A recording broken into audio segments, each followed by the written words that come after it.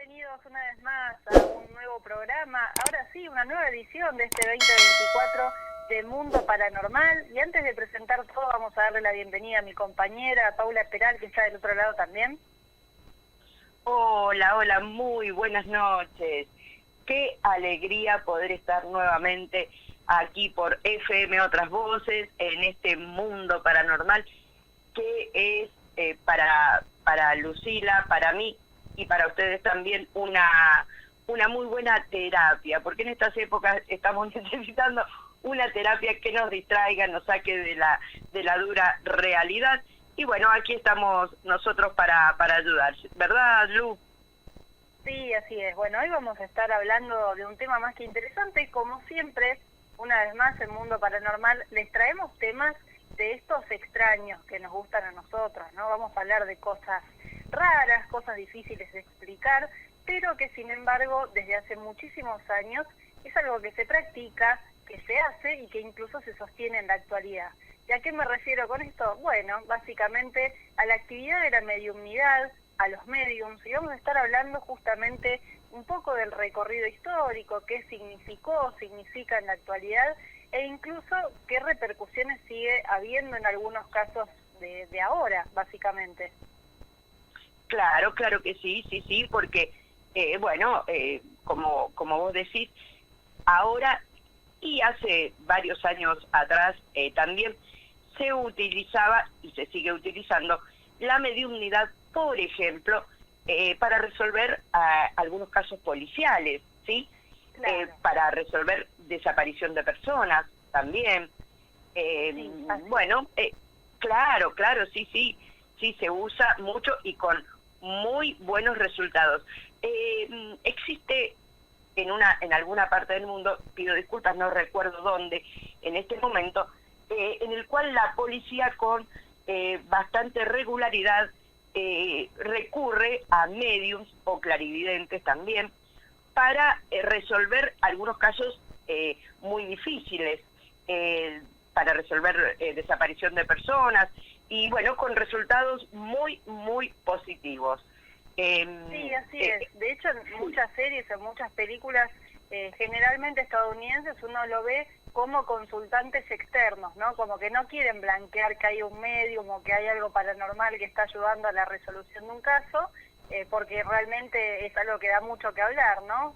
Puede llegar a tener una mala prensa, por así decir, pero lo cierto es que sucede, que se da y que en algunos casos ha sido muy bueno, con muy buenos resultados, e incluso acá en Argentina también, pero eso ya lo vamos a ir dejando más para el final del programa, si te parece bien, Pau. Sí. Y ahora vamos a hacer como si fuese una clase, que básicamente es arrancar por una definición, porque quizás no todos saben a qué nos referimos o qué abarca lo que es la mediumnidad, ¿no?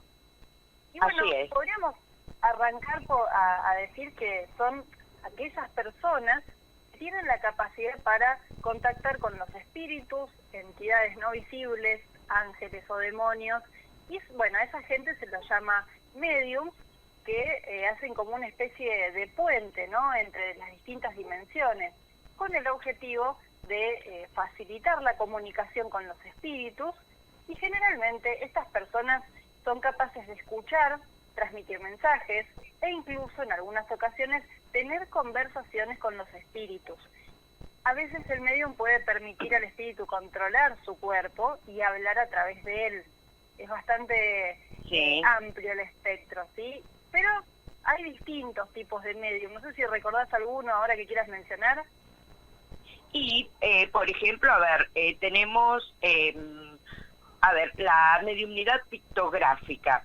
Claro. La pictografía en la mediumnidad se expresa a través de imágenes, por ejemplo, por medio de ilustraciones, dibujos, pinturas o inclusive esculturas también, ellos pueden manifestar el mensaje que desean transmitir. O sea, cuando digo ellos, me refiero a los espíritus. Y el medium capta estos mensajes en determinadas imágenes. Es un tipo muy especial de mediumnidad, en el cual el medium, cuando observa una imagen, recibe un mensaje que a veces tiene que ver con recuerdos, con momentos presentes o con situaciones que irán a acontecer en el futuro. Ese es uno de los tipos de mediumnidad. Hay varios Bien. más. Sí. Claro, bueno, Sí, eso sí. que vos mencionabas de la posibilidad de poder adivinar hechos futuros tiene que ver también con la clarividencia, ¿no? Exacto. En estos casos también se da en los mediums. También está lo que es la clariaudiencia, que es la capacidad que tienen algunas personas de oír sonidos o voces que no son percibidos por los comunes, digamos, por así decir. Y Sí. está la cuestión de... Hay varios, ¿no? Porque está esto de, vos mencionabas lo de la pictografía, pero hay uno que se llama clarividencia, que se trata de un fenómeno paranormal en el que se experimentan olores extraños. Y acá Sí. quizás a muchos les suena, muchos deben estar escuchando otro lado diciendo, yo no soy medium, pero me ha pasado, ejemplo, ¿no? De sentir olor a cigarrillo y en mi casa nadie fuma, o sentir olor a flores y no tengo ningún ramo ni ninguna planta cerca. Bueno, todas estas cosas son posibles justamente porque quizás, y eso lo vamos a dejar un poco más para adelante, quizás todos podemos llegar a ser medium, pero vamos a seguir con esto de los tipos de mediumnidad. ¿Qué otro tenés por ahí, Pau? A ver, tengo la mediumnidad a través del gusto. Se expresa, como bien dije, a través del gusto, donde el medium puede sentir ciertos gustos que le transmiten mensajes. A veces el medium puede preguntarle al espíritu una determinada cuestión y como respuesta siente un sabor en su boca que le sugiere un mensaje, una respuesta. Mira vos. ¿Sabés a qué Sí. me hace acordar esto que estás diciendo del gusto? Hay con todo el tema que es ufología y las personas que son contactadas, muchos de los que supuestamente han sido abducidos, una de las cosas que coinciden cuando se dan los testimonios es que sienten un gusto metálico, un gusto como de hierro en la boca. Mira. Y bueno, y no habría una explicación posible, ¿no? Pero quizás si lo relacionamos con el lado de la mediumnidad y de que hubo un contacto o algo, bueno, podría encajarse dentro de esto, ¿no? Todo tiene que ver con todo, Lu. En este mundo paranormal todo tiene que ver con todo. Es mi es mi manera mi manera de verlo. Yo creo que está todo relacionado. Nada es al azar. Bueno, tenemos otros tipos de mediumnidad, ¿verdad? ¿Vos tenés alguna más? Varios. Sí, lo que es la mediumnidad física, podemos decir, porque se manifiesta como en diferentes fenómenos mentales, como puede ser la levitación, la escritura, que vos lo mencionabas al principio, los fenómenos poltergeist incluso, y hay otro, a este me encanta porque es algo que ya no resuena tanto, pero que cuando uno agarra libros viejos que hablaban sobre mediumnidad, como es el caso de Eliphas Levi, que fue uno de los primeros en escribir, menciona mucho lo de actividades ectoplásmicas, que básicamente es una sustancia que se produce por un espíritu, ¿no? Al materializarse, es como una especie de líquido viscoso bastante raro, y bueno, y eso también podría entrar dentro de lo que es la mediumnidad. Tipos de mediumnidad, claro que sí. Y aquí yo tengo una que no es muy conocida, es la xenoglosia. Bueno, aquí dice que es bastante poco conocido y que se expresa a través de la habilidad en recibir y transmitir mensajes en otras lenguas. En este tipo, muchos mensajes, claro, sí. Dice que en este tipo muchos mensajes llegan en lenguas extranjeras o antiguas, como el pentecostés, por ejemplo, y a veces el medium puede interpretarlos y otras veces tiene que recurrir a un traductor.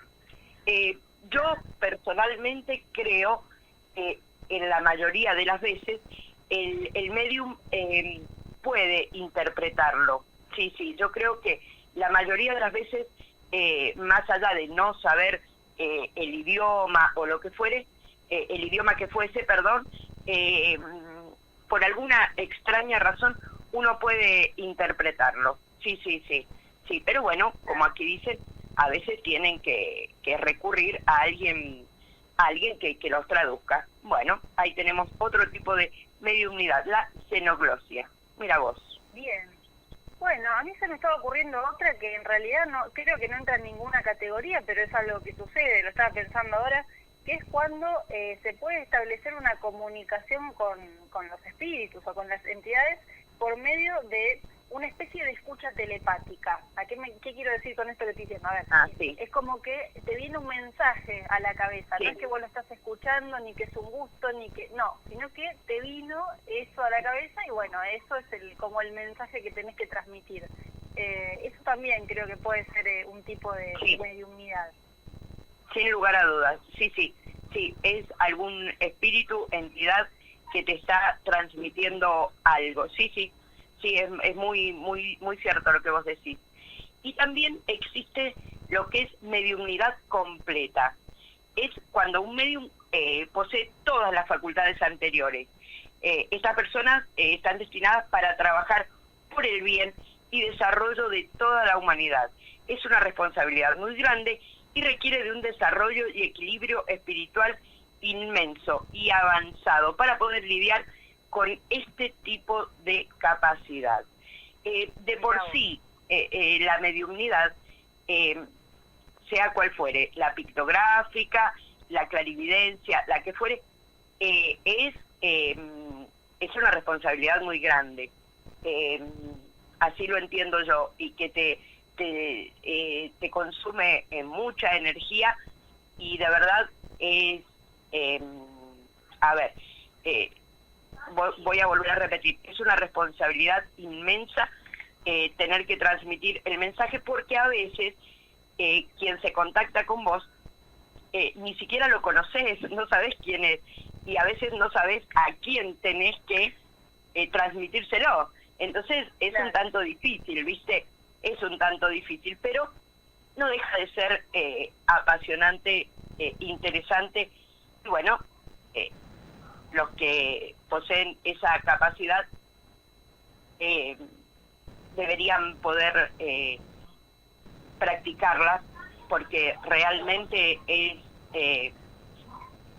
apasionante, de verdad que sí, es muy lindo. Claro que sí. Sí, así es. Pero bueno, ya hemos llegado a finalizado el primer bloque, podemos decir, ya son las 21:15 horas y nos tenemos que ir a una primer pausa. Y antes de cerrar les voy a hacer una pregunta a los oyentes para que reflexionen.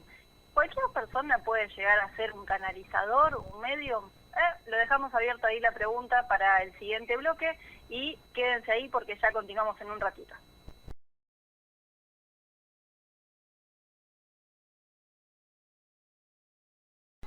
Segundo bloque de este primer mundo paranormal en este año 2024.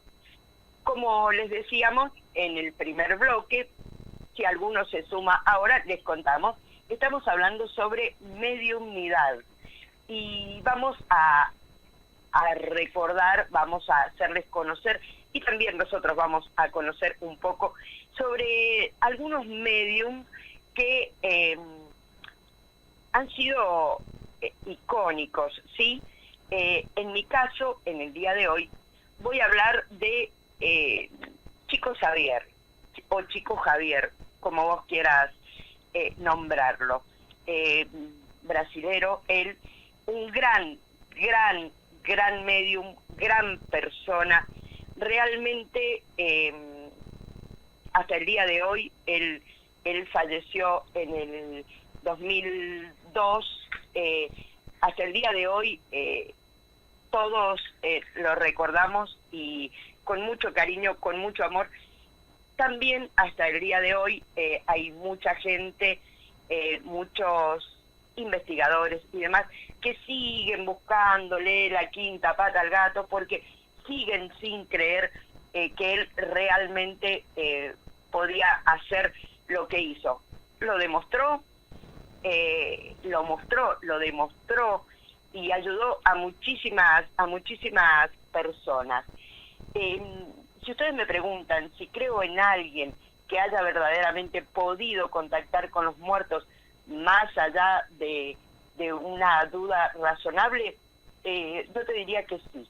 Yo creo que hubo alguien que pudo ir más allá. Y bueno, como les dije, estoy hablando de Chico Javier. Hoy les hablaré de él para que lo conozcan y saquen sus propias conclusiones. Nunca se queden con lo que decimos nosotros o con lo que escuchen o lean. Siempre debemos sacar nuestras propias conclusiones. Nos vamos a Brasil, año 1982. Época de campañas políticas muy duras. Tanto Brasil como Argentina y gran parte de Latinoamérica estaban tratando de volver a la democracia, después de muchos años de gobiernos militares, nefastos por cierto, que hicieron muchísimo daño. No lo digo yo, eso nos muestra la historia, ¿verdad? Volvemos a Brasil. Era tiempo de campañas, como le dije. Un joven candidato a diputado, Héctor de Alencar Furtado, apenas con 26 años, muy muy joven, y ya era un importante político de la región.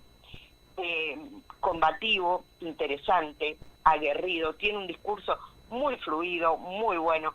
Su padre había sido diputado antes que él, pero por motivos extraños de la política de esa época, había sido destituido. Entonces él tomó la posta desde sus 22 años. Corría el día 22 de octubre de 1982, Héctor se encuentra en campaña y, como dije, eran épocas muy duras, en lo económico también, no solamente para hacer política, en lo económico también, no los ayudaban y demás. Entonces, él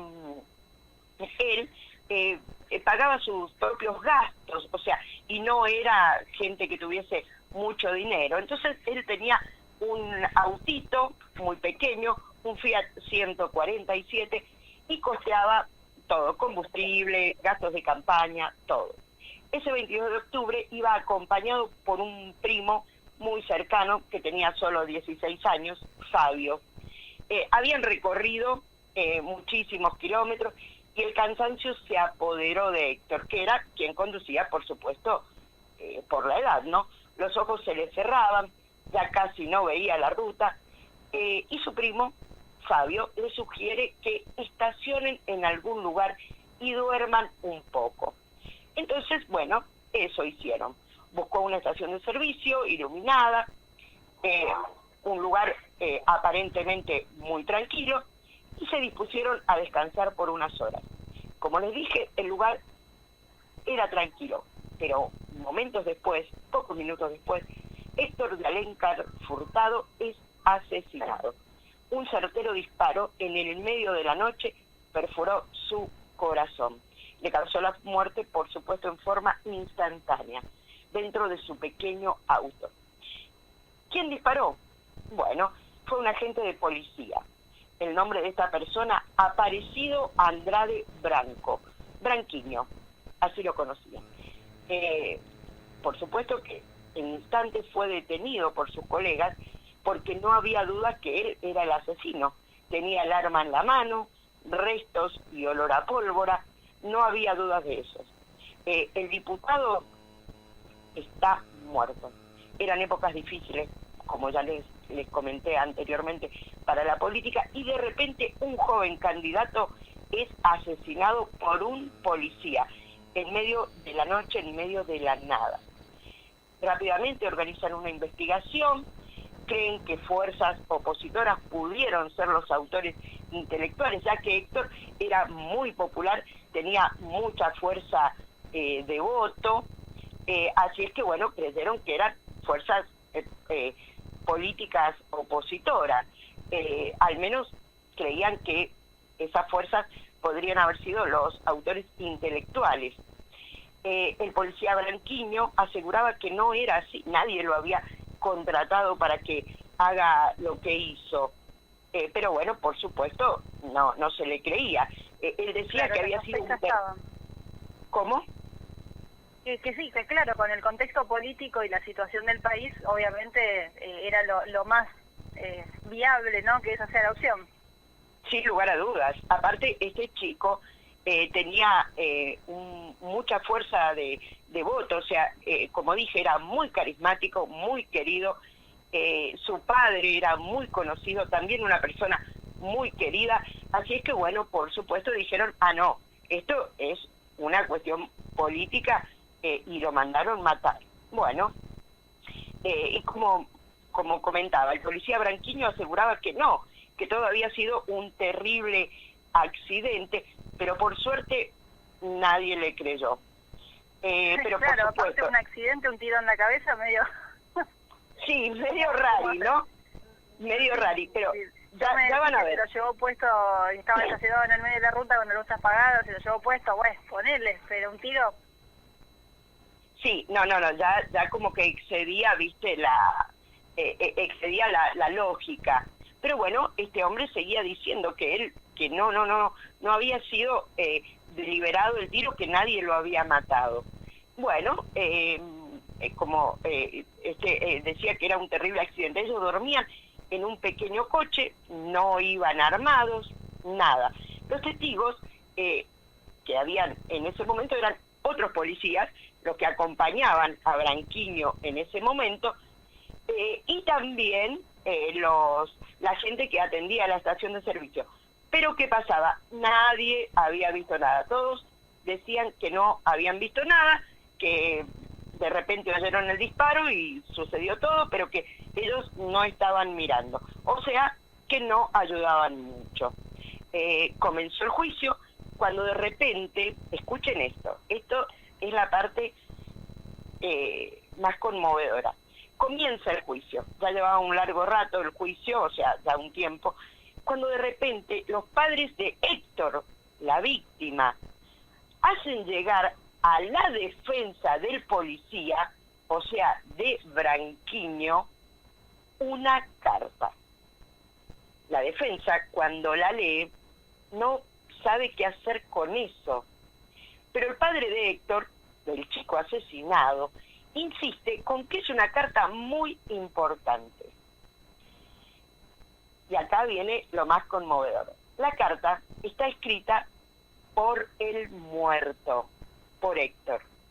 Sí, aunque ustedes no lo crean, estando muerto escribió una carta que se la hizo llegar a sus padres, y estos a la defensa del asesino. La carta es muy extensa, habla de temas familiares, espirituales, pero se enfoca en contar que él estaba en su auto y que todo había sido producto de un accidente. El muerto, desde el más allá, dice que el policía no tenía la intención de matarlo. Cuenta que el policía se acercó a golpear la ventanilla y de forma no intencionada se disparó el arma. Decía que el policía no estaba bien preparado para manipularla, pero que no tuvo intención de matarlo. Luego habla de sus abuelos, sus bisabuelos, habla de cosas íntimas de su hogar, que solo él podía saberlo. Todo eso para dar veracidad a lo que estaba contando. Pero, ¿escucharon bien? Una carta que llegó estando él muerto. La defensa no sabía qué hacer con eso. Se la presentan al juez y contrariamente a lo que podía esperarse, da lugar a la prueba. Entonces, ¿qué es lo que hacen? La carta es llevada a un perito grafólogo, todos sabemos que ha estudiado para analizar la escritura, los trazos, curvas, puntos, palabras, manera de escribir. Bueno, a este profesional, a este grafólogo, no se le da el nombre de quién es el autor de la carta. Y le dan otra carta que Héctor había escrito estando en vida para que él pueda comparar. El grafólogo dice que ambas cartas son escritas por la misma persona, aunque en la segunda se puede notar a través de la escritura algo de nostalgia, mayor espiritualidad y tristeza. 21:30, hora de un nuevo corte. Luego que en el próximo bloque les sigo contando esta historia que es realmente emotiva. No se vayan, ya regresamos con mucho más Mundo Paranormal. Como ven, aquí todo puede pasar. Ya volvemos.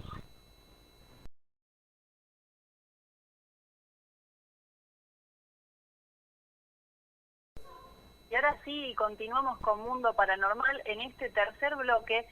Quedamos todos muy alertas, muy enganchados con la historia que está contando Paula sobre el chico Xavier, y todo un caso que se va desenvolviendo que tiene que ver con algo policial, con la mediumnidad, con una carta que aparece de una persona ya fallecida y que logra meterse dentro de un juicio y nos quedamos ahí con la solución. Bueno, parece ser que no sabemos muy bien.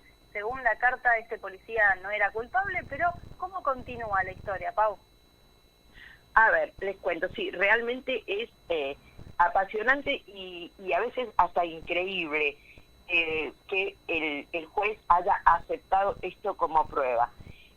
Bueno, como les decía, con el testimonio del profesional grafólogo presentado ante el juez, por supuesto que deben, los jueces y demás deben haberse reído o al menos admirado de lo que veían y escuchaban. Una carta de ultratumba para absolver a un asesino es por lo menos increíble, ¿verdad?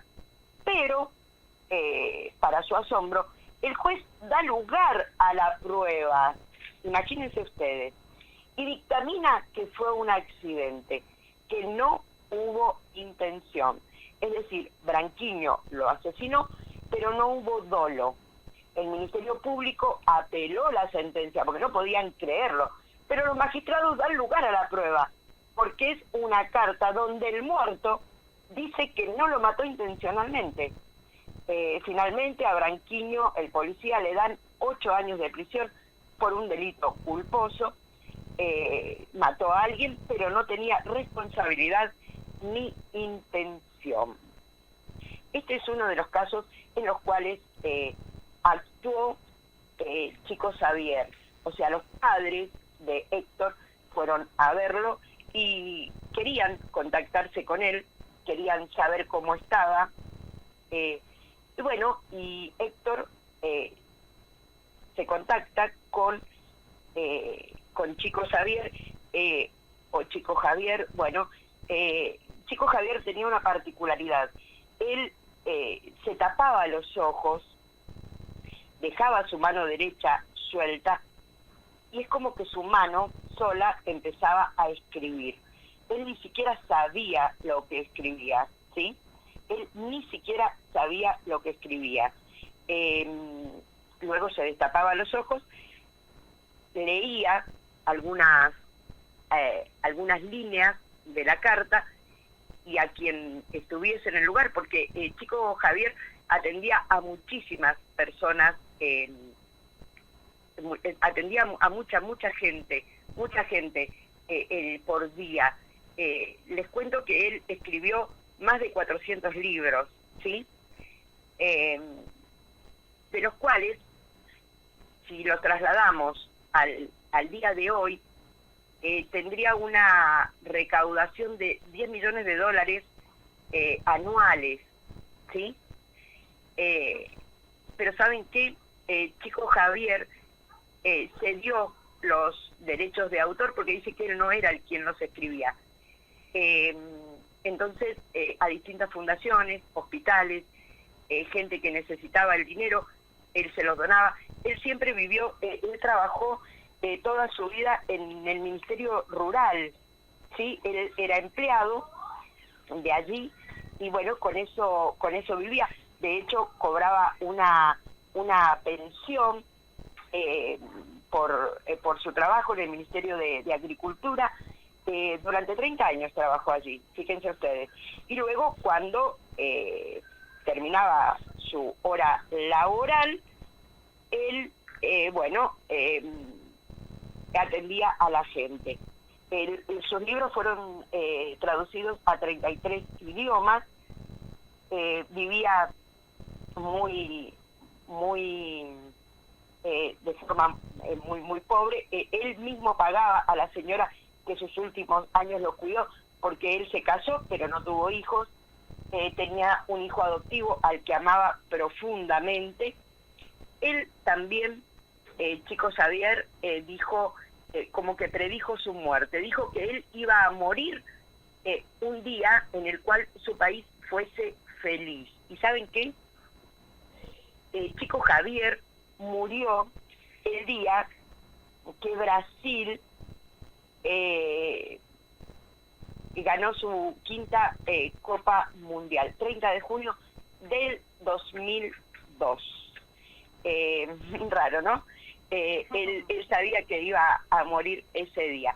Estuvo viendo el partido con su hijo, luego pidió una taza de café caliente porque tenía mucho frío, luego le pregunta a su hijo cómo había salido el partido, el hijo le dijo ganamos la quinta copa, él se fue a recostar, su hijo lo ayudó a taparse y bueno, y él de esa manera se despidió de este plano.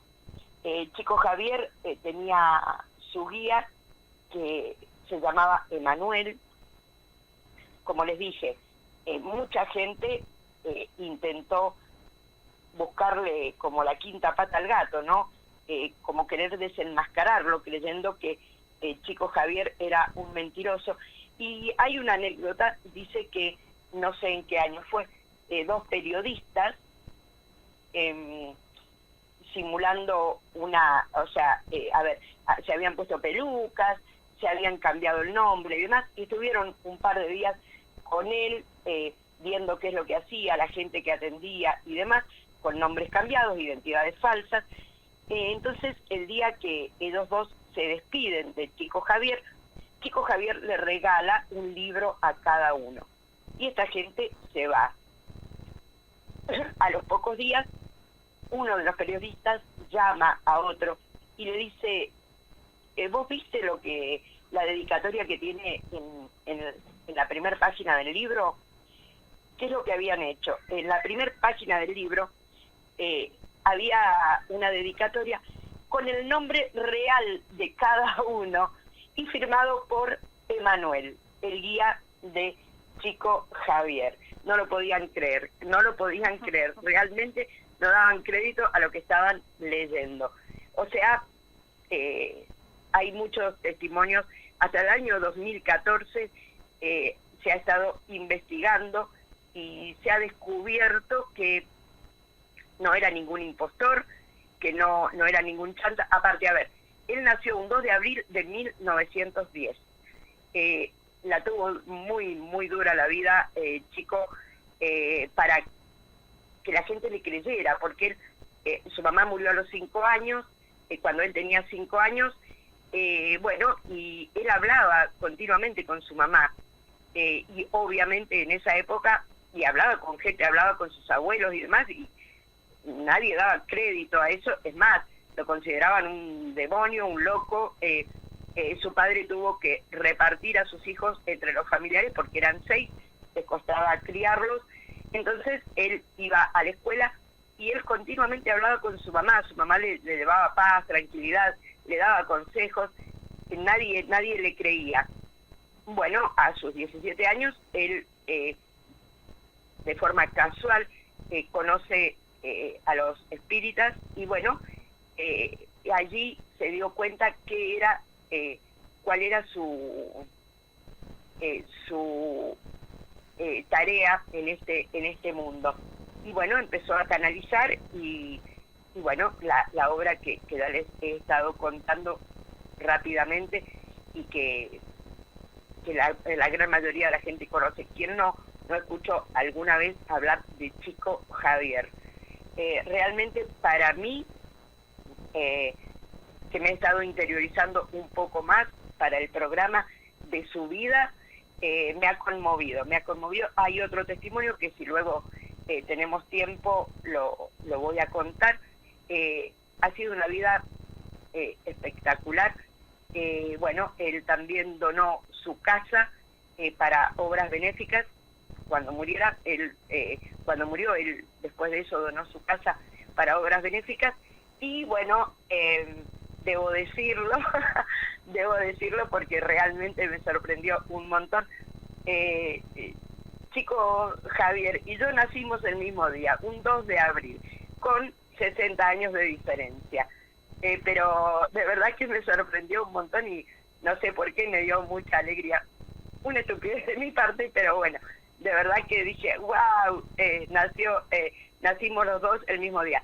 Él nació al comienzo de una década, 1910, y yo también nací al comienzo de una década. Cosas que son casualidades o no sé qué, pero me gustó mucho haberlo sabido. Así es que bueno, una vida realmente para celebrar y conocerla un poco más. Al final del programa les vamos a dar algunas recomendaciones sobre películas o libros y allí va a estar algo de Chico Xavier. ¿Qué te pareció a vos, Lu?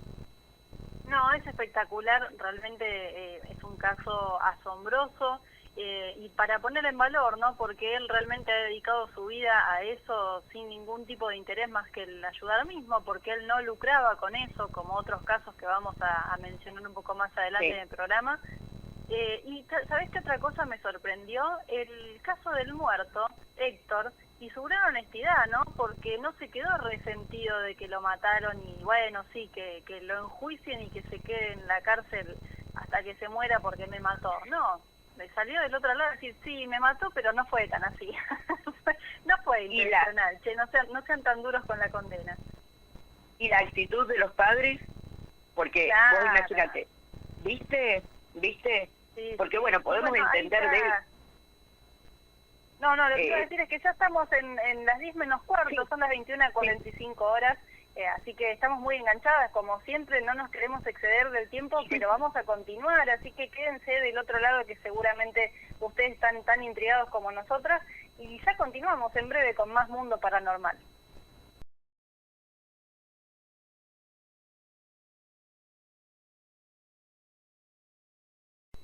Otro bloque de este apasionante mundo paranormal, fantástico. El día de hoy estamos hablando de mediumnidad y de mediums famosos o reconocidos, si los podemos llamar así.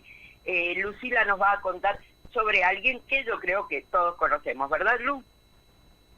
Sí, un poquito más adelante. Yo ahora, ¿sabes qué? Voy a invertir, perdón, la desprolijidad, pero es no hay para problema. hacer una antítesis a lo que venías hablando vos, de un caso tan creíble, tan fuerte, porque ahora vamos a contar un poco del detrás de escena a los oyentes en este corte que nosotras hicimos desde el programa.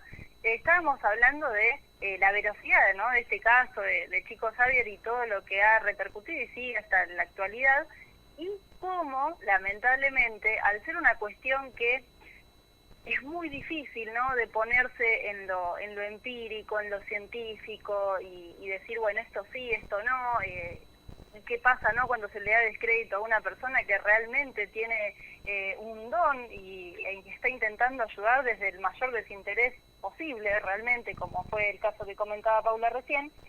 ¿Qué pasa con todos estos medios que uno ve? No vamos a dar nombre, no vamos a quemar a nadie porque cada uno sabrá y tendrá, ¿no?, se le vendrá alguno a la cabeza, pero realmente al ser algo donde se podría llegar a contactar con una persona fallecida, más allá de intereses en casos policiales, también juega mucho la susceptibilidad y la angustia de la gente, ¿no?, en la desesperación de perder un ser querido.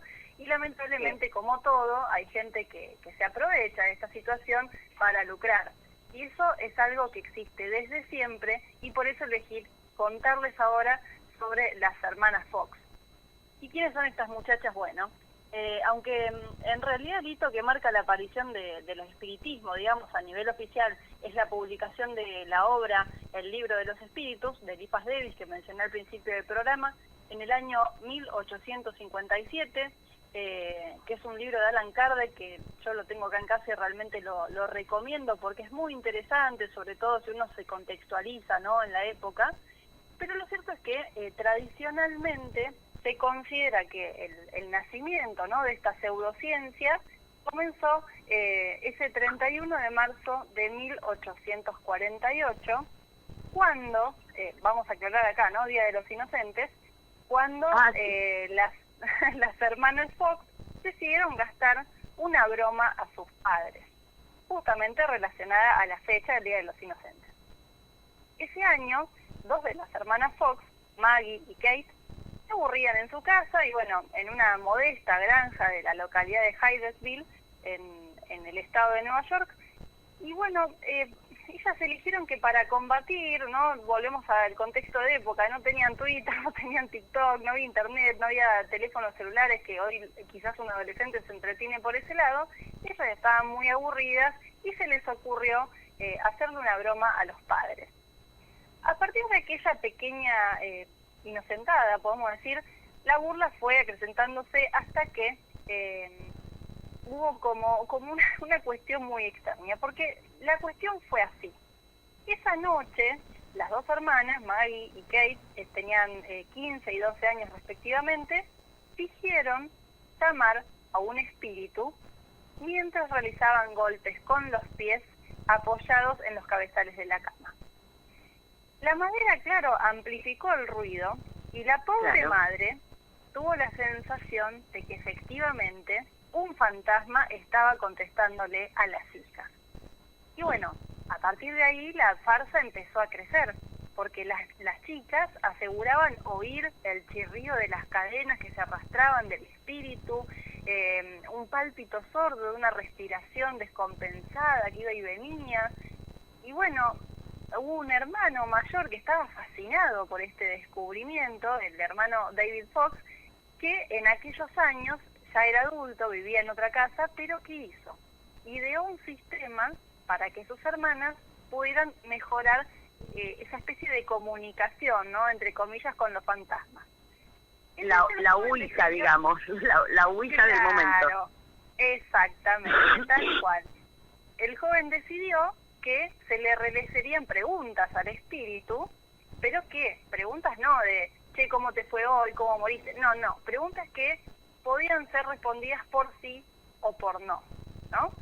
Entonces, de esa forma, un golpe era sí y 2 golpes era no, ¿sí? Bien. Y a partir de ese momento empiezan a hacer como una especie, como decías vos recién, de diseñar la primera Ouija, podemos decir. Claro. El tema es que todo esto surgió como una broma a los padres, pero termina siendo que da resultado. Y Margaret y John, que eran los padres que estaban totalmente abrumados con esta situación y totalmente creídos de que la casa tenía espíritus y que la habitaba el mismísimo demonio, bueno, ¿qué pasó? Poco tiempo después, espoleadas por su hermana mayor, Maggie y Kate empezaron a realizar espectáculos donde se ofrecía a los clientes presenciar en directo la conexión con los difuntos. Bueno, lo que empezó como una broma se convirtió en uno de los mayores fraudes de la historia. 40 años después de estos hechos, en octubre del año 1888, estas dos mujeres ya maduras y respetablemente casadas, podemos decir, en ese momento ya eran mujeres de la alta sociedad porque habían lucrado una cantidad de plata impresionante con esto que ellas hacían, deciden convocar una rueda de prensa en una de las salas de la Academia de Música de Nueva York, donde asisten periodistas, sus seguidores, ¿no? Gente que había acompañado a las hermanas en sus tareas muchísimo tiempo, gente que había realizado consultas y que estaban muy contentas con los resultados, pero también... El club de fans, digamos. Claro, sí, gente que dijo, sí, me hizo hablar con mi mamá, muerta, imagínate. Bueno, el público estaba, aparte de la Academia de Música de Nueva York, es como que te diga, llenó Luna Park con esta situación. Claro. El público estaba a punto de recibir una noticia que realmente había gente que sospechaba, pero que dejó a boquiabierto a todo el mundo. Ante, digamos, esta situación, ¿no?, de que ellas empezaron en el escenario a hacer una comunicación, dan a conocer que era un engaño, básicamente.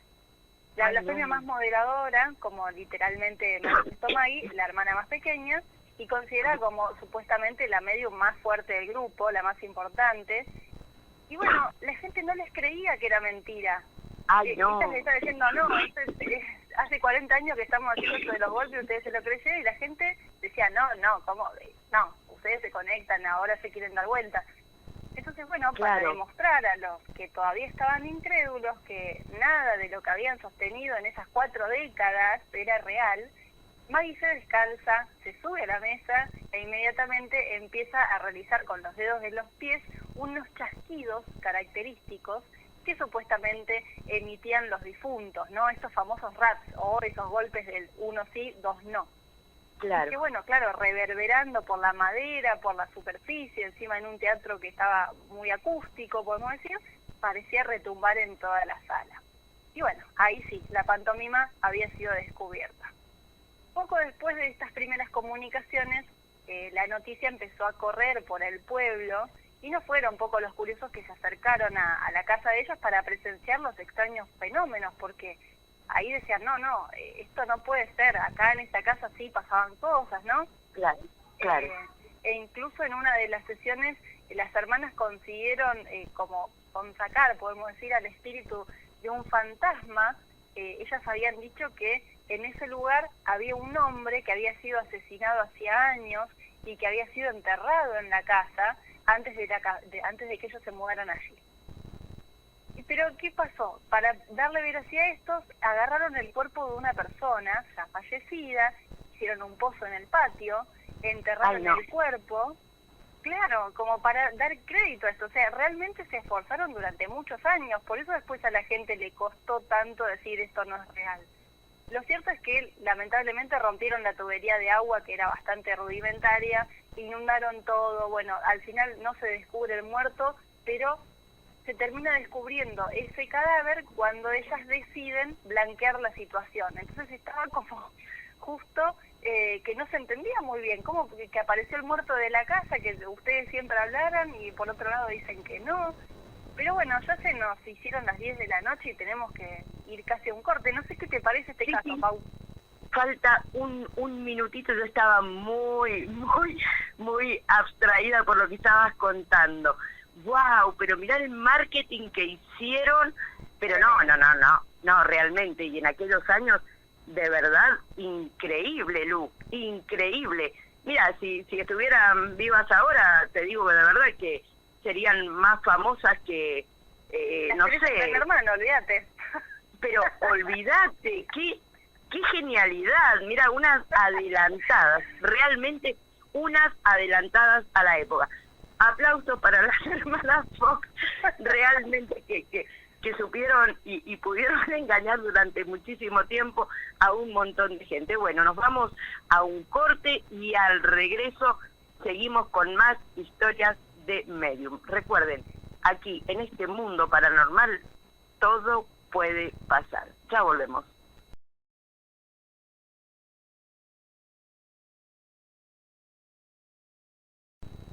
Ahora sí, continuamos siendo las 22:03 de la noche con Mundo Paranormal. Hoy un programa especial sobre mediums, historia de la mediumnidad, y les estamos contando algunos casos que han sido muy famosos a lo largo de la historia, ya sea por su sorpresiva veracidad o por su sorpresivo chantaje, podemos decir de alguna forma.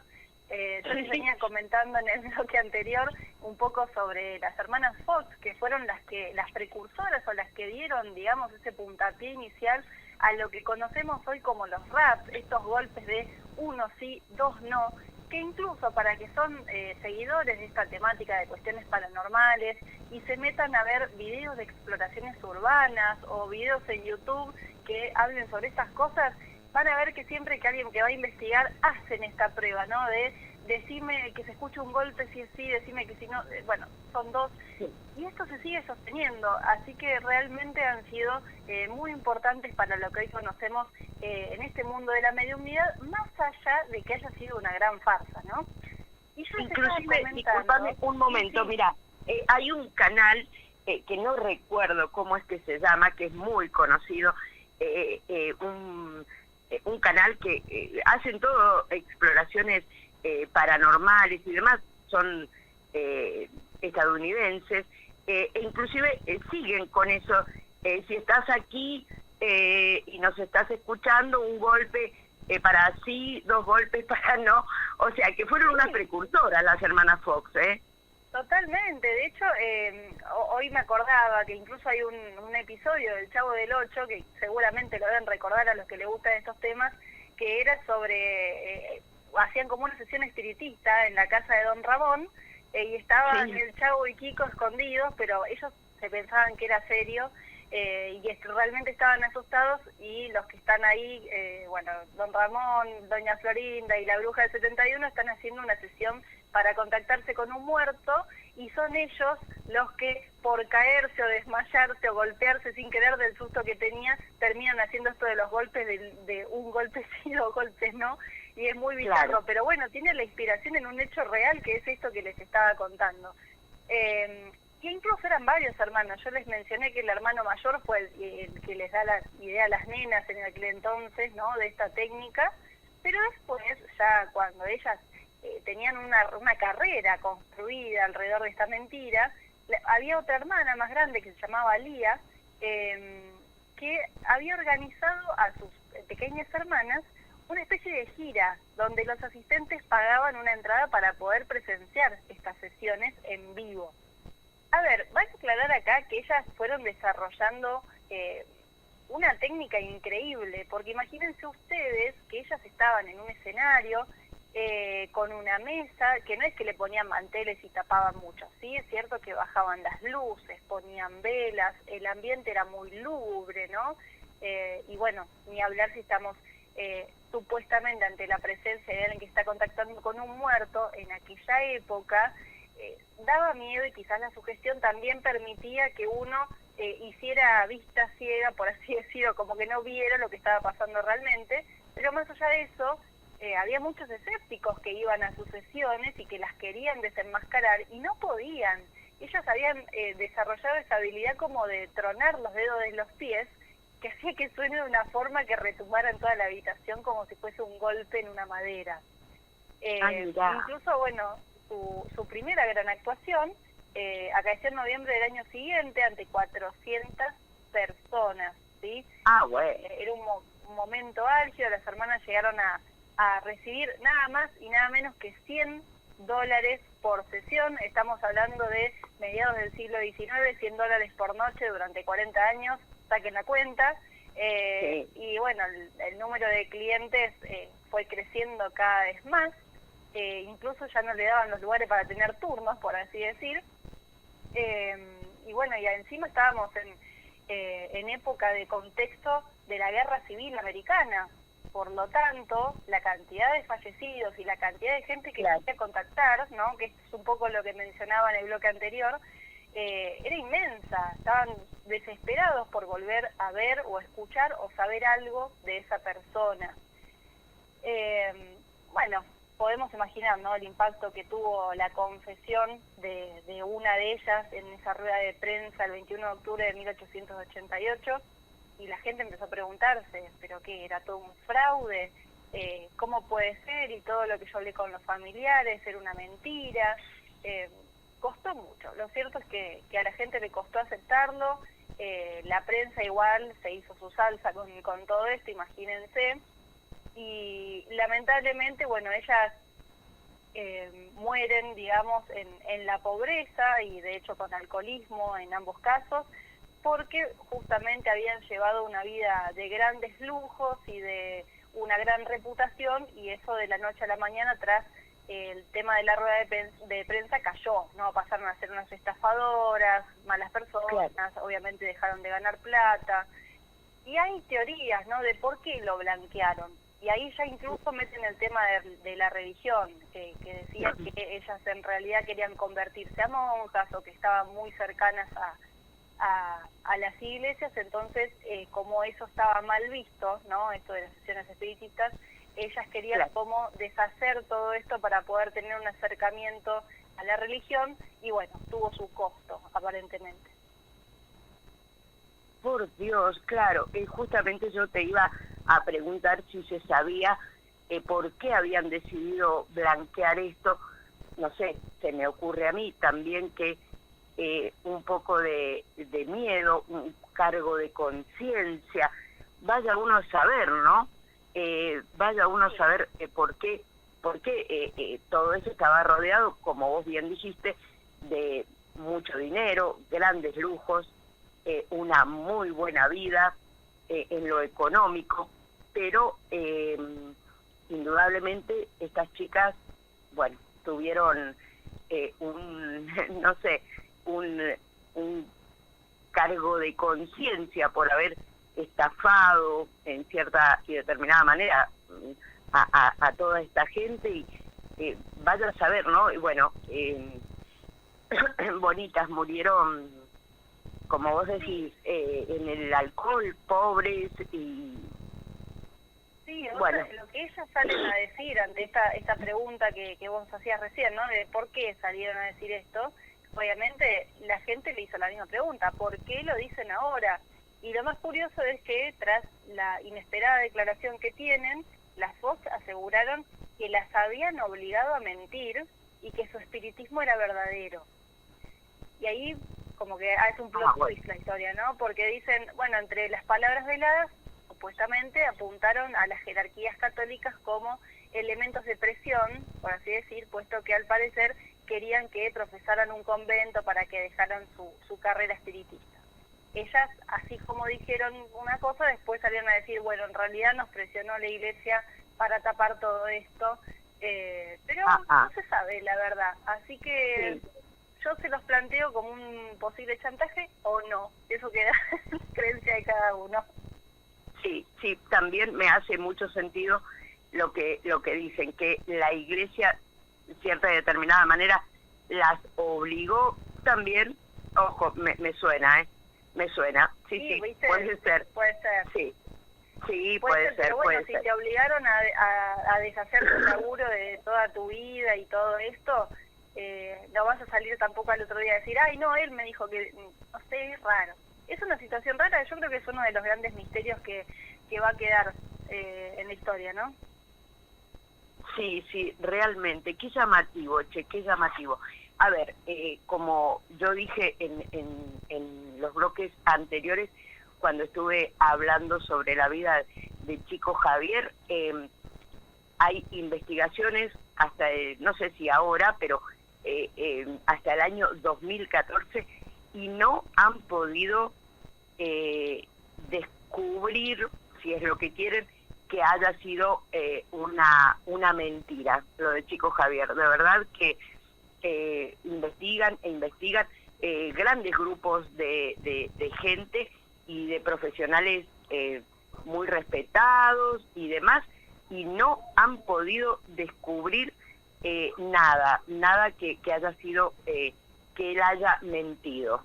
De verdad no se ha podido descubrir eso realmente. Así es que bueno, no sé. Claro, a mí, y aparte encima también con él ya fallecido, ¿no? Porque ni siquiera tiene la posibilidad de defenderse y hacer una contrarrespuesta en caso de que encontraran algo que pudiera ser sospechoso.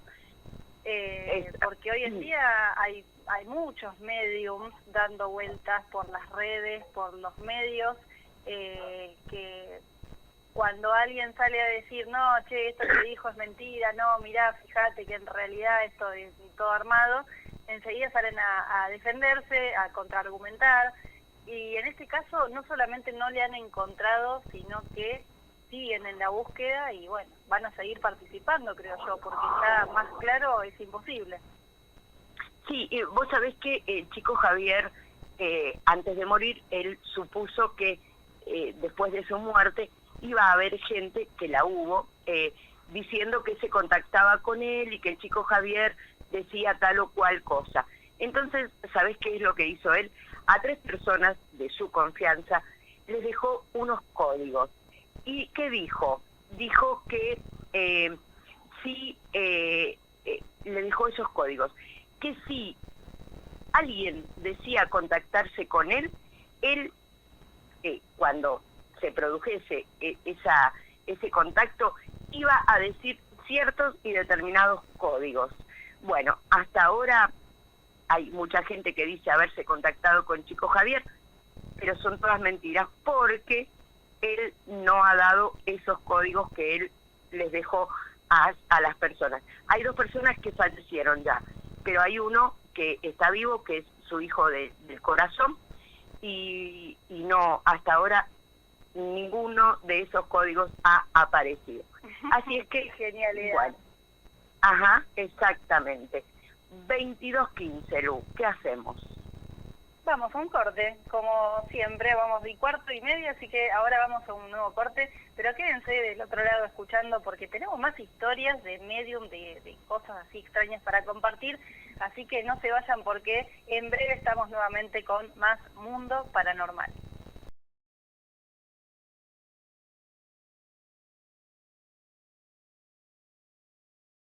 Nuevo bloque de este Mundo Paranormal, donde como ustedes están escuchando, aquí todo puede pasar. Así es que bueno, seguimos escuchando a Lu, que ahora tiene que contarnos algo de quien todos en algún momento de nuestras vidas hemos escuchado hablar, pero no con con esta cara de la cual vamos a escuchar hablar, sino desde otro lugar. ¿De quién nos vas a contar ahora, Lu? Bueno, les voy a hablar de Sir Arthur Conan Doyle, que creo que no hace falta ni que lo presente ni que diga quién es, ¿no? Pero para aquellos que dicen, uy, me suena, pero no me acuerdo, es el que escribió Sherlock Holmes, nada más y nada menos. Nada si más no han leído los libros, bueno, empiecen ahora, no sé qué han estado haciendo de sus vidas, y si no, por lo menos me imagino que deben haber visto películas o series porque son grandes casos policiales resueltos de formas majestuosas, y que, bueno, él, como en su formación en un principio estudió medicina, vamos a recordar que nació en mayo del año 1859 en Edimburgo, él tiene su formación en medicina y desempeña su profesión, pero en paralelo empieza a escribir novelas policiales. Por eso, para aquellos que hayan sido seguidores, ¿no?, de estas novelas policiales, van a entender por qué el tipo sabía tanto de cuestiones de química, de física, de los cuerpos, de las posiciones, de ciertas temperaturas y de un montón de cosas que él usa desde la lógica y desde la experiencia científica para poder dar crédito y resolver casos con majestuosidad, más allá de su increíble e impecable escritura, ¿no? Realmente es algo admirable y es muy atrapante. Hasta el día de hoy creo que siguen siendo historias que las contás y son espectaculares para leer, no han quedado en el tiempo, por así decir. Exacto. Y acá lo raro es que para quien se imagina, ¿no?, esta persona que era un médico y escribía novelas policiales, van a decir, no puede ser que este tipo haya dedicado gran parte de su vida, o al menos su último trayecto de vida, a realizar sesiones de mediumnidad y ser totalmente creyente de que el espiritismo y todas estas actividades existen. Era totalmente creyente. Y ahí es donde... Uy, perdón, acá se sumó una oyente a comentar. Mandó saludos. Bueno, les comentaba recién, entonces, acá aparece otro personaje histórico importante, que es nada más y nada menos que Houdini, ¿sí?, que también era contemporáneo a Sir Arthur Conan Doyle, y que podemos resumir que básicamente él era como una especie de mago, ¿no?, de ilusionista, que poco tenía que ver con la vida que realizaba Conan Doyle, pero lo cierto es que ellos tienen algo en común. Ambos habían perdido un ser querido muy cercano. Entonces, ¿qué sucede? Bueno, en un momento Conan Doyle asistió a uno de los shows de Houdini en Inglaterra en el año 1920 y así es como ellos se conocen. Comenzaron a tener una amistad, ya que ambos tenían esta cuestión en común de la pérdida de un ser querido fallecido recientemente. En el caso de Conan Doyle había perdido nada más y nada menos que a su hijo, y en el caso de Houdini había perdido a su mamá. Bueno, Conan Doyle aseguró a Houdini que podía contactar varias veces había podido contactar varias veces con su hijo fallecido, así que Houdini, ante esta propuesta, obviamente muestra mucho interés en asistir a esas sesiones para ver si podía contactar con su mamá. Y bueno, así fue.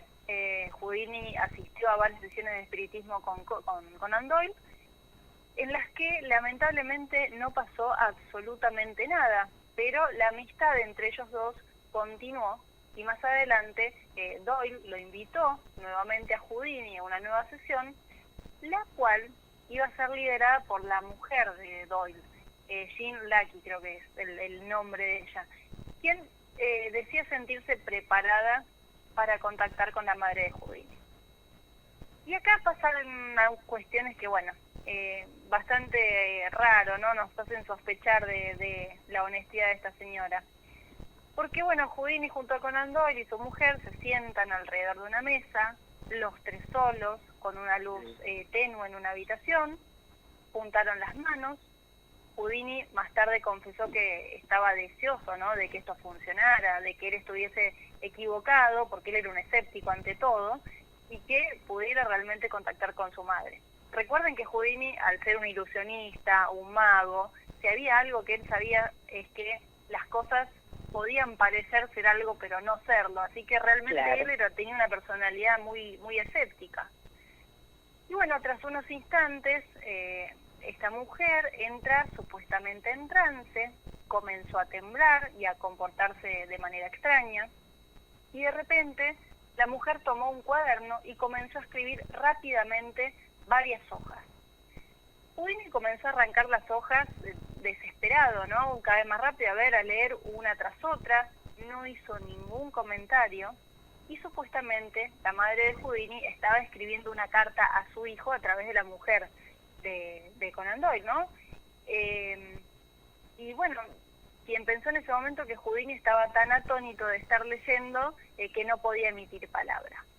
Pero en realidad no era eso lo que estaba pasando. Houdini estaba sintiendo en ese momento una indignación tremenda porque se da cuenta que estaba siendo estafado e incluso engañado por su propio amigo. Aunque en ese momento no dijo nada, se quedó totalmente callado, poco después publicó un artículo explicando que su madre no había contactado con él. Y aseguraba que esta mujer, la mujer de Conan Doyle, había inventado todo lo que había escrito, porque había muchas incongruencias, y no solamente dice esta acusación tremenda, sino que encima hace un punteo. Y dice, primero que nada, estaba escrita en inglés. Su madre, a pesar de haber vivido en los Estados Unidos, jamás aprendió a hablar en inglés. Y bueno, Conan Doyle aseguró que eso era porque los espíritus podían aprender idiomas en el más allá. Claramente a Houdini eso mucho no lo convenció. Después argumenta que su madre se refería a él como Harry. Harry era su nombre artístico, el cual la mamá de él jamás utilizó, porque su nombre de pila era Eric, y así le decía a su mamá. Jamás en la vida le había dicho Harry, y en las cartas se refería como Harry, ¿no? Entonces dijo, no, si es mi mamá no me va a decir así. Y acá, esto ya creo que le da el puntapié para darle descrédito a todo esto, es que la carta comenzaba con una cruz. Y su madre estaba casada con un rabino, difícilmente podría haber empezado alguna carta con un símbolo cristiano. Claro. Sí. Así que bueno, además de que la carta carecía de recuerdos compartidos, no tenía referencias personales, no es que él le contó, bueno, como suele hacerse, ¿no?, a veces en estas sesiones espiritistas más modernas o de mediumnidad, donde se pide algún dato que solamente sepa esa persona. Bueno, acá no había ningún dato que solamente supiera Houdini, era todo muy en el aire de alguna forma. Así que bueno, Conan Doyle se tomó esa publicación de Houdini como una traición, irónico, ¿no? Se ofendió él. Bueno, claro. La diferencia de criterio entonces pasó de ser privada a ser pública. Esto lo publican, ¿no? Y se arma todo un despelote y básicamente queda muy mal parado Conan Doyle con esta situación. Y en el año 1923, cuando Houdini declaró la guerra abierta directo a los espiritistas, puso a un lado su carrera como mago y comenzó a recorrer Estados Unidos ofreciendo conferencias en las que denunciaba los fraudes y engaños de los mediums y videntes. Estaba preparado, asistiendo a sesiones, había estudiado a fondo todas las prácticas que utilizaban. Él realmente se tomó el laburo desde derrumbar y de desmitificar a todos los chantas que habían dado vuelta, y la verdad es que ha desenmascarado unos cuantos, porque él se dedicó a asistir sistemáticamente a las sesiones de cuanto medium hubiera por ahí, y él, con ojo de observador, y vuelvo a repetir esto, ¿no?, que él era ilusionista, que era mago, enseguida se daba cuenta dónde estaba la trampa y los desenmascaraba. Así que bueno, él dejó un poco su carrera de mago y se dedicó a desenmascarar a los chantas. La verdad que me pareció bastante interesante también esta historia para compartírsela, porque no todos saben que Conan Doyle tenía esta beta, ¿no? Bastante extraña. Claro, y a él, como vos bien dijiste, se le disparó esta beta de medium y demás, después de haber perdido a su hijo en la guerra. Claro, en la Primera Guerra Mundial, sí, fue realmente ese el disparador, y realmente una lástima, porque de verdad no todos son chantas, no todos son mentirosos, sí, hay mucha gente, muchísima gente, que de verdad puede conectarse con quienes no están aquí para transmitir un mensaje. Repito, vuelvo al principio, a Chico Javier, este hombre le han buscado y le siguen buscando, a ver, dónde está la mentira, y no lo han podido descubrir, o sea, porque no existe con Chico Javier esta mentira, ¿verdad? Él no cobraba nunca, no cobró, muchísimas horas de su día las ocupaba para contactarse y transmitir el mensaje, que realmente era real, comprobado. Hay también con Chico Javier una mujer que vivía en Italia, pero que era brasilera, que contactó con Chico Javier y bueno, muchas cosas de las que él escribió eran absolutamente reales, dicho por sus familiares, que no podían dar crédito de lo que estaban leyendo, porque dijeron, sí, es ella, pero bueno, también así hay muchísimos chantas que vamos a desenmascarar, así como hizo Houdini, Lu, así como hizo Houdini. No es que vamos a desenmascarar, pero a ver, nos parece que realmente no es no son personas que sean reales con su mediunidad. Hay muchísimas cosas que nos parecen, bueno, no ciertas, de las que ellos hablan. Así es que bueno, 22:30, hora de un nuevo corte. No se vayan, ya regresamos con mucho más Mundo Paranormal. Como ven, aquí todo puede pasar. Ya volvemos.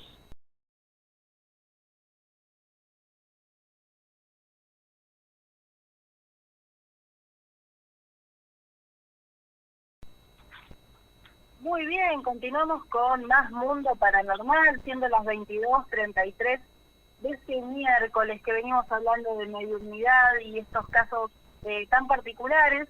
Y nos llega un mensaje de un oyente, no me sale el nombre acá, pero dice así, se los voy a compartir.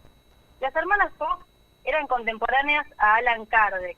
Lo de los golpecitos era un fraude, pero la verdad fue que la iglesia las amenazó de tal forma que les convenía decir que era una mentira. Así que no fue un fraude. La iglesia efectivamente las obligó a decir que no era cierto. En cuanto a Chico Javier, no tiene nada que ver con los fraudes, y las hermanas Fox tampoco, ya que la iglesia les hizo mala prensa. Claro, exactamente, eso es un poco lo que veníamos mencionando, ¿no? Entre esta antítesis, por un lado, entre aquellas personas que de alguna forma utilizan estas cuestiones que hieren susceptibilidades para aprovechar y lucrar y sacar plata, como puede ser algunos casos que no hemos mencionado hasta el momento, decíamos, ¿no? Existen lamentablemente, sobre todo si uno se pone a ver programas actuales de estadounidenses donde parece que hacen investigaciones, ¿no? Y aparece todo un circo de mediumnidad que no prueba nada, que parece todo un acting, con estos casos que el de, bueno, Chico Xavier ya lo hemos mencionado, creo que durante todo el programa, que es algo increíble y algo de lo más certero, ¿no? Y lejos de ser un fraude. Y claro, cuando mencionan lo de Allan Kardec, acá el oyente, a eso mismo hacía referencia yo cuando dije que primero salió el libro de los espíritus, pocos años antes, pero que sin embargo se las menciona a ellas como las precursoras o las que empezaron esto. Y sí, cerramos con esa conclusión básicamente, que ellas dijeron que si bien salieron a decir que era un fraude, poco tiempo después también salieron a decir que habían sido de alguna forma apretadas, ¿no? por la iglesia, por todo esto que ellas hacían. Así que sí, compartimos totalmente las palabras del oyente y le agradecemos muchísimo por estar ahí del otro lado escuchando y participando del programa. Qué bueno, qué bueno, qué bueno. Sí, porque de verdad me cuesta creer que tanto las hermanas Fox como Chico Xavier hayan mentido. ¿Por qué? Porque eran épocas, muy, muy lejanas. No había internet, no había teléfono. Me cuesta creer que ellos hayan mentido, ¿sí? Porque no tenían los medios para hacerlo, no tenían lo que es la viveza criolla que le hablamos, que le llamamos verdad, como para decir, y sí, se copiaron de tal o cual. O sea, eran épocas en las cuales era muy difícil tener esa viveza, no viveza, perdón, pero bueno, entienden lo que les estoy diciendo, ¿verdad? Sí. Es raro que ellas y ellos, hablando de Chico Xavier, que ellos hayan podido hacer algo como para decir, bueno, sí, así voy a ganar dinero. Chico Xavier no cobró un centavo más allá de su trabajo, nada. Claro. Podría haber estado nadando en plata, nadando en dinero, y nada que ver. Él pagaba de su propio bolsillo, inclusive la persona que los últimos años lo cuidó, lo pagaba de su pensión, de su jubilación. Claro, y encima tenía un trabajo estatal al que iba todos los días, no es que vivía de lo que le pedía a la gente para darle una devolución. E incluso, ¿sabes qué estaba pensando también? Que en esto que yo les comentaba de Conan Doyle y la mujer, como bien acotaste, Pau, al principio, ellos perdieron a su hijo. Entonces también eso te despierta, ¿no? Una sensibilidad y una necesidad, creo yo, seguramente, de querer contactar sea como sea, no te importa lo que te digan, con tal de pensar que estás hablando una vez más con tu hijo. Y yo creo que sinceramente ambos, tanto Doyle como la esposa, creían que se estaban contactando con el hijo. Yo creo que estaban de alguna forma tapando esa carencia que tenían, claro, que habían perdido a su hijo tan abruptamente por la guerra, y quizás quisieron hacer lo mismo, ¿no? Sin maldad, sin nada, traerle calma a su amigo. Ellos intentaron contactarse con la madre y ante tantas negativas, por así decir, que no lo lograron, dijeron, bueno, vamos a hacer esto. Quizás lo hicieron incluso de buena fe, pero bueno, salió todo muy mal. Sí, lamentablemente salió todo muy mal. En el medio, como vos decís, no debe haber habido una una maldad así, decir, bueno, sí, decimos que nos contactamos con la mamá para que nos paguen, porque ellos no necesitaban la familia Claro. de alto, claro, viste, estaban, o sea, muy bien parados con la venta de libros y demás, así es que no necesitaban, solamente quisieron llevarle un alivio a su amigo Houdini. Bueno, no salió bien, lamentablemente no le salió bien, sí, qué lástima, porque bueno, se perdieron la amistad, cartas de por medio y todo eso, y bueno, muy triste de verdad. Lo que sí, como decíamos en bloques anteriores y durante casi todo el programa con Lu, que así como están los que realmente son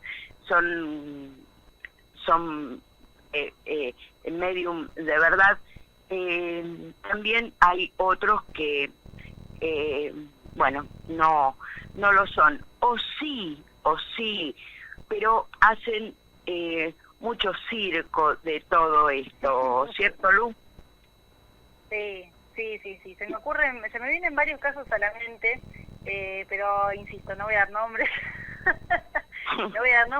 y aparte nosotros todavía tenemos por delante un bloque, y ya te diría, un bloque y 5 minutos, así que nos quedan 20 minutos de programa nada más, y ya hemos hablado largo y tendido de estos casos. ¿Qué te parece si en este poquito tiempo que nos queda contamos algún caso policial que haya sucedido acá en Argentina y que haya intervenido un medium?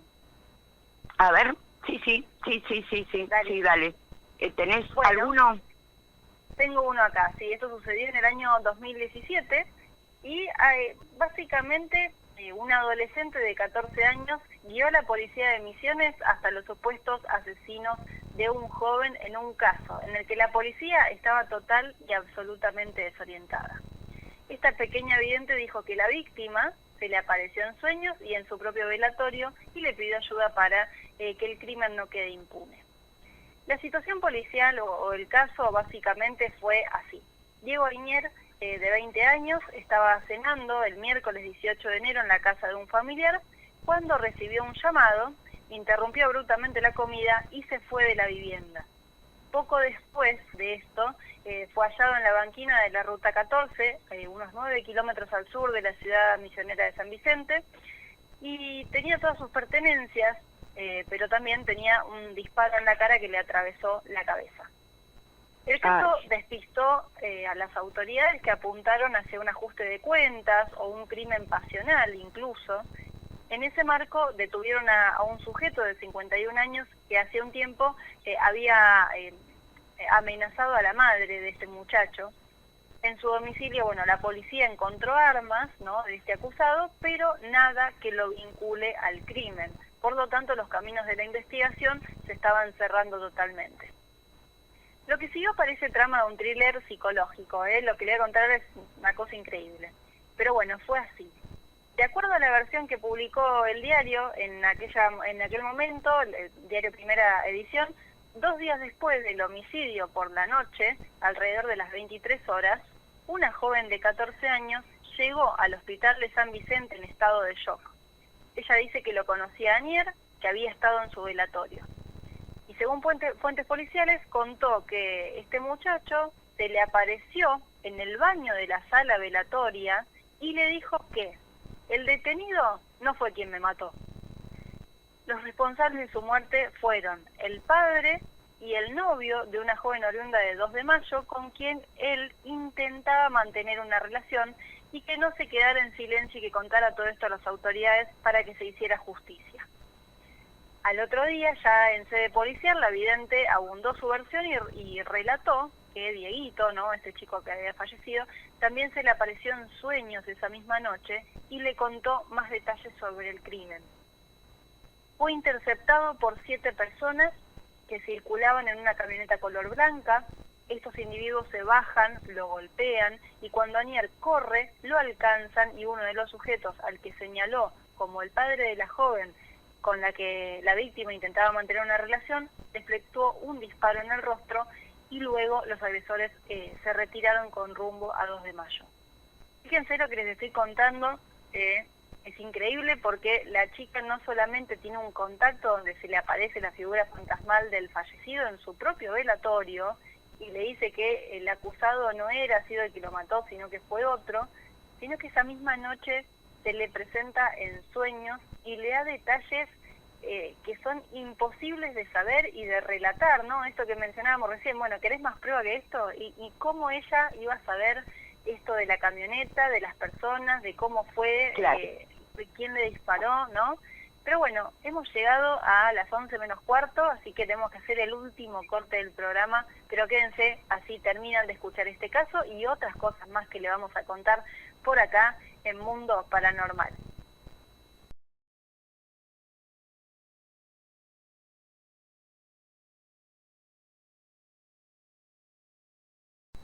Último bloque de Mundo Paranormal. Y yo me quedé realmente expectante con este caso que nos contaba Lucila de Misiones, con esta chica que a quien se le había aparecido en sueños el pibe a quien habían matado, ¿verdad, Lu? Sí, la verdad que es un caso que la policía venía bastante trabada porque solamente tenían un sospechoso y cuando fueron a allanar la casa de esta persona no encontraron absolutamente ningún tipo de prueba que lo vinculara al homicidio y medio como que no tenían por dónde seguir buscando porque no había testigos, no había nada que realmente pudiera decir o levantar sospechas sobre un tercero. A partir de que esta niña, porque tenía solamente 14 años, tiene esta visión, que era una amiguita de este chico que va al velatorio, ella lo ve, habla con él en el baño del velatorio y después va a su casa y tiene un sueño bastante revelador donde él no solamente le vuelve a decir que quien habían acusado potencialmente no era el agresor de él, sino que además le describe toda la escena de cómo había sucedido su asesinato. Así que, bueno, a partir de su testimonio, la policía llegó al paraje de Alera, donde vivía una niña de 12 años, con su madre y un padrastro de 39 años. La nena, que era la que era como la pretendiente, ¿no?, de este chico con que él intentaba tener esa relación, la nena y el hombre no ayudaron a las autoridades para nada, pero la mujer se quebró. Y les contó que la chica estaba saliendo con un joven de 19 años, quien estaba celoso de este chico Anier, y que el día del crimen este chico llamó a su hija por teléfono y le dijo que esa noche algo iba a suceder. Más tarde, esa misma madrugada, según la mujer, ¿no?, que ella se quebró y empezó a largar toda esta información, el muchacho, quien lo mata, golpeó la ventana de la casa y le confesó que había matado a Diego y tenía en la mano un trapo blanco con el cual sujetaba un arma de fuego. A partir de todos estos datos, el juez da instrucción de San Vicente, de Gerardo Casco, ordenó el arresto, ¿no?, del joven de 19 años y otros 3 que eran los que él menciona, ¿no?, en esa revelación que dice de la camioneta y demás. Bueno, eran las otras personas de 18, 23 y 28 años, y otro chico de 16 años que a esta altura, por el tema de la edad, fue liberado, y también el padrastro. Y bueno, hubo un allanamiento en la casa del último, ¿no?, del padrastro, en el que encontraron una remera azul y un jean que tendrían manchas de sangre. Así que bueno, acá les he compartido un caso, uno de los tantos, porque sin el que hoy me había puesto a buscar casos policiales en Argentina que se hayan resuelto a partir del disparador de un medium, y este fue uno de los que más me impactó y elegí contárselos, pero lo cierto es que hay varios, y bueno, y acá estamos hablando de una persona desde ya que no se dedica, ¿no?, a trabajar como medium, ni que le pagaron, ni que alguien le llevó el dato, no, en una nena que era amiga de su querido amigo fallecido, que asistió a un velatorio, y le pasó todo esto y ella sintió la necesidad de ir a contarlo a la policía, y a partir de ahí surge la investigación policial y efectivamente confirman todos estos datos, ¿no?, que se habían dado. Sí, tal cual, qué increíble. Realmente te da escalofríos. Yo conozco una persona del vecino país, Chile, de quien no voy a dar el nombre porque no he podido contactarme con ella, pero recuerdo que hace algunos años atrás, no recuerdo si 1 o 2 años atrás, ella cuenta que había un niñito de 4 años, de quien ella da el nombre, tampoco lo voy a revelar, porque, bueno, repito, no tengo el permiso para hacerlo. En cuanto lo consiga, lo hago.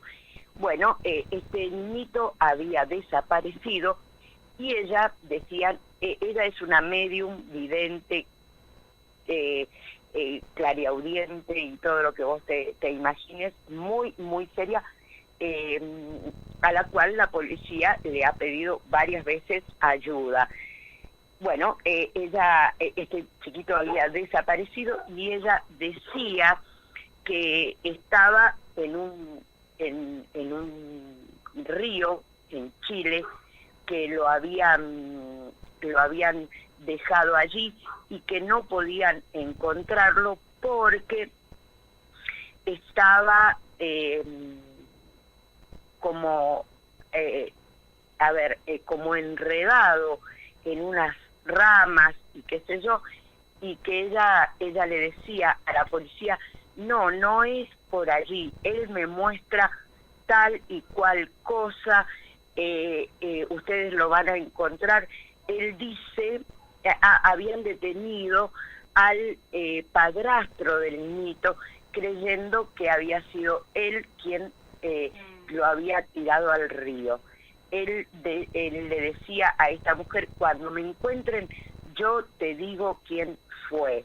Bueno, la policía lo buscaba con algunos datos que ella les daba, que no eran muy certeros, ¿verdad? O sea, porque ella no decía, el niñito no le decía, estoy en tal lugar. No, el chico le mostraba a ella, algunos lugares medio vagos. Pasó un tiempo, lo encontraron al niñito.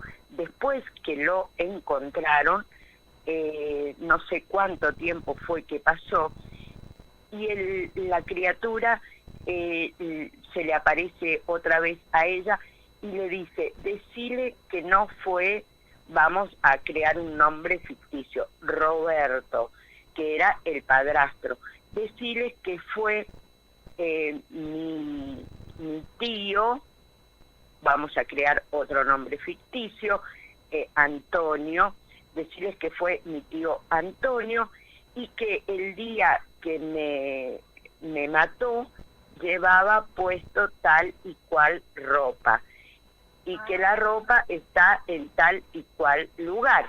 Bueno, ella lo dijo a la policía. Ella vive en,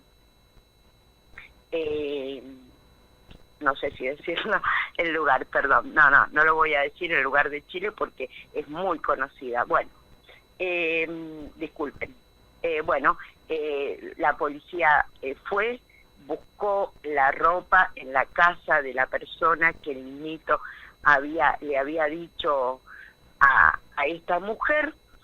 La encontraron manchada con sangre y demás, y la criatura le dijo a ella cómo es que lo había matado, y todo cerró y se pudo descubrir la muerte de este chiquito.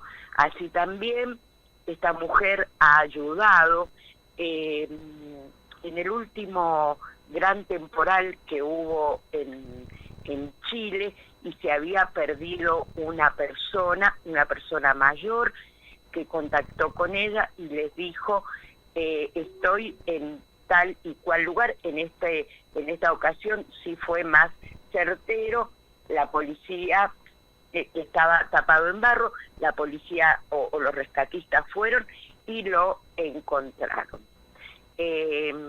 Yo puedo dar fe de esto porque la conozco a esta persona y sé que, bueno, sé que no miente, así como también, bueno, está demostrado porque han sido reales y han encontrado las pruebas y a las personas desaparecidas que se han contactado con ella, les menciono estas dos, entre tantos otros casos. Así es que, bueno, esto parece que es real, que no son chantas. Bueno, y esta persona que les estoy contando, pido disculpas, no estoy en posición de dar el nombre porque no me he contactado con ella y me parece que no estaría bueno que lo haga sin el permiso de ella, ¿verdad? Claro, no, está muy bien, y aparte lo que importa hoy es el caso en sí, ¿no? Contarlo como algo más para aportar a esto que venimos tratando el día de hoy, que es el tema de la mediumnidad. Así que está más que interesante, y no quiero que termine el programa sin antes decir, leer un mensaje que llegó, porque me escribió Walter, quien ha estado con nosotras el año pasado haciendo el programa también, y que quizás, bueno, probablemente lo vamos a invitar para que participe también con sus aportes, y él pone que tengan buen programa, saludos desde Quilmes, interesantísimo programa de hoy. Y acá tira un dato que está muy bueno, Walter, dice, cuando murió Chico Javier, 2 rayos de luz entraron por la ventana de su habitación, está el video, y manda ahí un video, así que muy interesante, eso no lo tenía. Bueno, acá estamos de regreso a Mundo Paranormal, ya para dar cierre al programa. Estaba leyéndoles un mensaje que me llegó de Walter, quien participó con nosotras el año pasado y que seguramente va a estar también como invitado este año nuevamente, y él nos manda un saludo muy grande desde Quilmes, nos dice que estaba muy interesante el programa y aporta un dato acá, presten atención, porque parece ser que cuando murió Chico Javier, 2 rayos de luz entraron por la ventana de su habitación, y dice que está el video ahí en YouTube, así que lo podemos buscar y ver. Muchísimas gracias a Walter, a todos los oyentes que están del otro lado, al oyente también que nos ha mandado mensajes hoy, que lamentablemente, pido disculpas, no tengo su nombre. Así que gracias, nos vemos el próximo miércoles y vamos a estar acá con mi compañera Paula haciendo este Mundo Paranormal con más temas extraños de estos que nos gustan a nosotros. Les mando un fuerte abrazo.